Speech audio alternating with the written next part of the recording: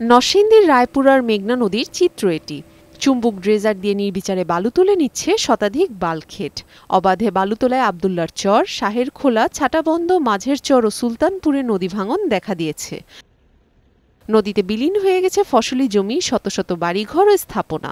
অবৈধভাবে বালু তোলায় নদী ভাঙন দেখা দিয়েছে বলে অভিযোগ স্থানীয়দের।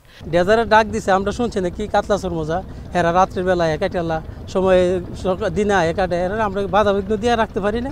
নদীর বালু মহলগুলি যে জায়গার মধ্যে আছে এই জায়গার মধ্যে কাটলে তো আমাদের কোনো অবজেকশন নেই। ডেজার যেভাবে কাটতেছে যদি ওইভাবে মনে করেন এই যে বর্ষাকালটা আছে এই সিজন কাটে তো আমাদের মাঝে গ্রাম মনে আছে চলে যেতে পারে। আমরা দেশ নিয়ে জেম্বক সরকার দ্বারা আবেদন করছে, এটা আমরা জেম্বো যান বাঁচার লাগে আমরা যেমন দেশে বসবাস করে থাকতে পারি। চলতি বছর রায়পুরার কালাচ্চর বালুমহলের ইজারা পায় মেসার্স হাজী আশরাফ হোসেন সরকার ট্রেডার্স নামে একটি প্রতিষ্ঠান। তবে তারা নদীর বেশ কয়েকটি স্থান থেকে ড্রেজার দিয়ে তুলছেন বালু। যদিও ইজারাদার দাবি করেছেন কার্যাদেশ মেনেই বালু তোলা হচ্ছে।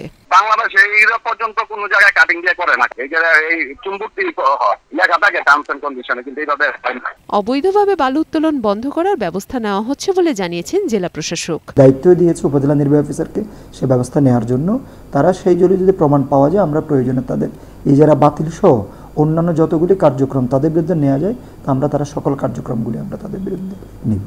মেঘনা নদীর ভাঙন থেকে রায়পুরাকে রক্ষায় অবৈধভাবে বালু উত্তোলন বন্ধের দাবি স্থানীয়দের। ডেস্ক রিপোর্ট, বৈশাখী সংবাদ।